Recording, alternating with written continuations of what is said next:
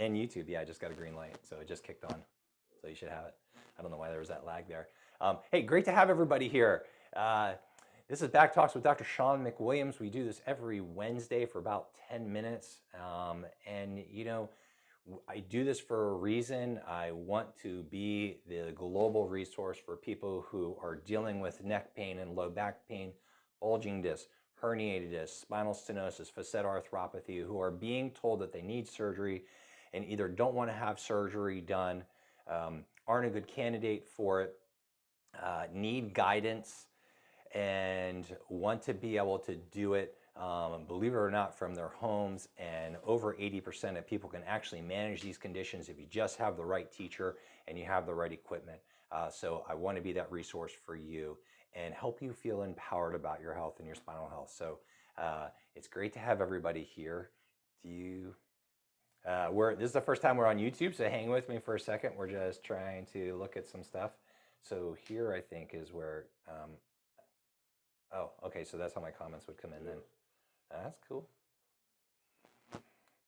So I guess you just leave it up there then. So we are going to talk about, did you send me one? Yeah. Okay. That's my son Dylan helping me out today, which is really awesome. He's amazing. We're talking about low back misconception. So if you missed us last week, we were talking about common neck misconceptions.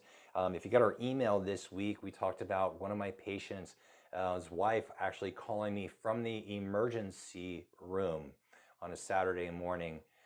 This has been this gentleman's fourth time in the emergency room because of excruciating low back pain, and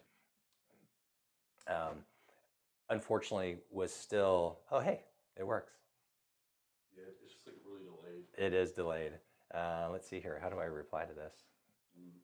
I don't think you do. Actually, no, you can. So I just hit something. What's up, brother? Hey, Dylan. Great to have you here, my man. All right, we'll have to figure that one out. Unless you want to come look while I'm talking over on this side. So this gentleman was actually told that he needed spinal surgery from over 3 different physicians, orthopedic surgeons, and came to see us. We took him through a 12-week process, never had surgery, is totally pain-free, and is living an active life. And that's what I want for you. Well, that's interesting. So it'll come up on the screen right there too. Okay. You put more. Yeah. Oh, interesting. Okay. So today what I'd like to do just for a couple minutes is I want to talk to you about one of these guys. If you don't have one of these, I'm going to highly recommend that you get one. This is called a foam roller. It is one of my favorite tools for spinal hygiene, stretching your body out, especially your low back. And I'm going to show you how to do that today in a video when we get close to being wrapped up. And so if you go to get one of these, what you're going to want is you want one of these long ones right here. So the common diameter of these is 6 inches, but the length of them, you can get half ones and full ones. Please invest in yourself and get a full length foam roller, which is about 36 inches long. This is a standard length. You're going to be glad that you did. It'll cost you a couple more bucks. But the beautiful part about having these is that you're not going to fall off when you're rolling on them. Where the half ones, it's really easy to fall off. You feel like you're always having to reposition them, and they're a pain in the butt. So get one of these guys. You'll be glad you did, and you'll thank me for it, promise. Okay, so that being said, let's take a look at a couple things here, and let's look at some postures that people have a tendency to get into. And so, how's it working? Oh, so you on Facebook? Oh, right on. Okay, that's cool. I gotta head out. Huh? I gotta head out. Oh, you do? All right, love you, buddy. Thanks for your help. He's such an awesome young man. Okay, so these are some common postures. This is how we want to look right here, ideally, so you want to at least be aware of that. And the way that you know you're doing this, or if you have a family member that can take a look, is you're just going to stand. Usually what I get people to do is just stand what feels really comfortable for them, close their eyes, look straight ahead. And we always want to start with posture from the feet up and not head down. So if you look right here, as you can see, taking this line through that bony bump of the ankle, about mid-hip, mid shoulder and mid ear. And ideally, when our posture is really erect, all those points are going to line up. And you know, it's more than just looking good compared to these. It actually has a major effect on our body's function or physiology. So if you look at people when they get older, they get in their 70s and 80s, when they look like this, I guarantee almost all of them are out living an active life. Their brains are usually still quite sharp. They have energy, they have vitality, they're engaging in life, they're being active in life. And you watch as people start going through these different postures right here and they start to age, vitality, energy, mental focus are all going to go down. So we want to keep you looking like this, okay? And I just got asked, I'm going to shoot some videos for you guys as well. And what we're going to do is I'm going to teach you how to start to correct some of these abnormal postures by using a foam roller, and that's going to make a really big difference in keeping your spine healthy for you as well, okay? So let's show you a little close-up here. So I'm going to show you the spine in a close-up.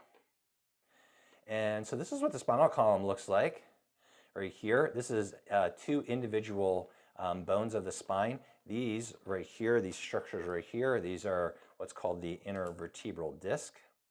There's two parts, the nucleus pulposus on the inside and then the annulus fibrosus on the out part right there. This is a jelly, just like jelly inside a jelly donut. And then these are like steel belts that wrap around here. And when everything functions right, that's how it should look, just like that. When it becomes, and posture plays a major role in keeping this healthy like this. The other thing we want to look for is that there should be plenty of room for the nerves to get out between the vertebrae. And I'm going to just show you a difference right here. This is what happens when those discs become really diseased.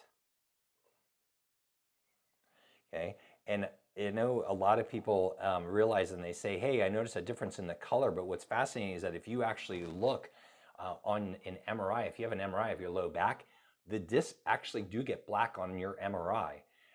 And it's because it's called desiccation of the disc. It's a medical term for dehydration of the disc.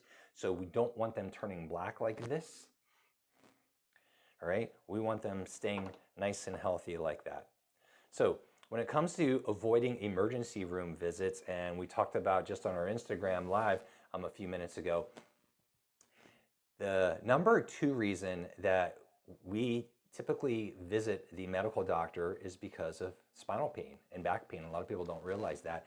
And it's on average the 4th common reason that people go to the emergency room as well. So back pain is a real big one. So I want to help you stay out of the emergency room and out of your doctor's office by teaching you a little bit about how to keep it healthy. So, and we're going to show you a couple little tips like this on a foam roller, and we want to keep you like this. All right. So let's take a look at some postures here. So we'll get a little bit more technical here for a minute. And what you're going to see right here is you're going to see the low back or lumbar spine from the side. And that means that for instance, like this posture right here, like the person's belly button would be right here. This would be their back. So these spines are facing just like I am right now. I think I was showing this right for you. And they're facing like this direction, and we're looking through the side of them. So a common misconception about the low back is that the low back is supposed to be straight, and a lot of people think the neck is supposed to be straight, but that is not true. The neck is supposed to be in the shape of an arc or a curve, and the low back is actually supposed to be in the shape of what's called an ellipsoid. And when I say ellipsoid, it's this curve right here. So when you look at this one, this is actually a hyperlordotic curve, and the curvature of the low back is called a lordosis.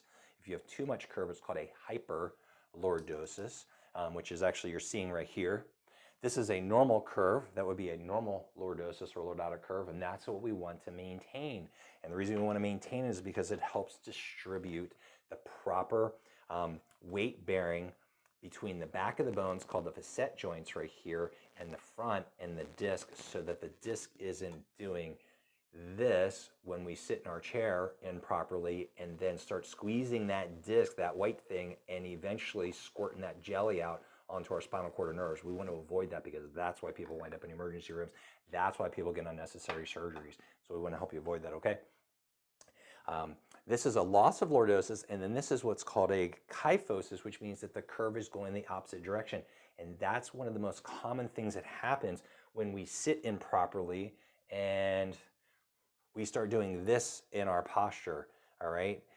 And this. So when you're sitting in your chair, we want to make sure that you have a good lumbar support that's helping maintain that curve, okay? So that being said, again, this is a picture of too much curve, about the right amount of curve, and as you can see, a loss of curve, and when it starts to become straight, you're taking this shape, which should be curved. Try to get this right for you, okay? And then you're starting to flatten that out, and when we flatten that out, we're putting more weight bearing up on this disc area, that white part, and that starts squeezing it, and that's called a disc bulge. And when that happens, it's like an old rubber band that you got in your junk drawer that you've had for 3 years, and you go to use it and it snaps because it's dry rotted. The disc can dry rot too, instead of being nice and healthy and hydrated like that. So we want to help you stay like this. So let's talk about, and let's show you how to, so I'm going to show you a video real quick. And this is going to be me showing you how to use a foam roller for your low back. So give me a couple seconds. Let me pop up my YouTube here. And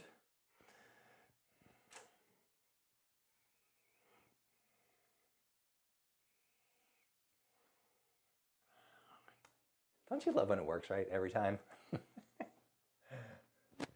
All right, so here we go. Really good. Now, for the low back, what you're going to want to do is sit up. We're going to take this roll now, and I like to start it like this, where I'm flat, lift my hips up, grab your roll, and you can put it underneath your low back. Just gently, real gently, let your low back kind of mold over the roll. I'm not putting all my body weight in this, I'm just very gently letting my low back kind of mold over it. For most people, it usually feels really good because we start losing this curve in our spine if we sit for long periods during the day. And then you can usually do it about 2 different places. So you can lift up, move it down about 1 inch, and then you can do that same thing again. Just relax and take some nice deep breaths like this.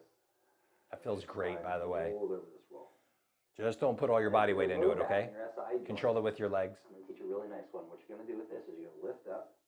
You're going to roll this roll down about halfway on your buttocks. And then you can hold it if you'd like. And then we're going to bring our knees up like this. And so first thing I like to do is just bring my knees down. Bring them up. And this is a really nice way of decompressing, which means opening up the joints of the spine. Do this maybe 4 or 5 times. You should feel the roll move a little bit underneath of you. And you know you got the right spot because it'll be just before it wants to pop out. And then you're going to want to reposition it. And then the last stretch I want to teach you today is that we want to take the legs and knees over to one side. Feels so good. You're going to love that. And then to the other side.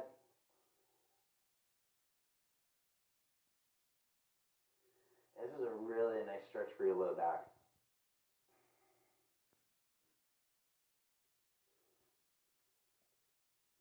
You can do this as many times as you'd like. And that's it. It's real simple to do. So I'll take this out. You can just relax there, take a couple deep breaths. And that's how you use a foam roller. Bam, just like that. Hey, Jen, great to have you here. John, great to have you here too. Thank you. Thank you. I'm so sorry, you guys. I just missing everybody's comments. Oh, well, good. I'm glad that's going to help you change your posture, Jen. That's a big part of it.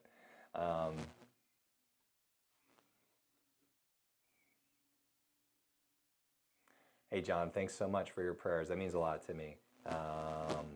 And I will definitely pray for your orphanage as well. And I hope you'll pray for me too.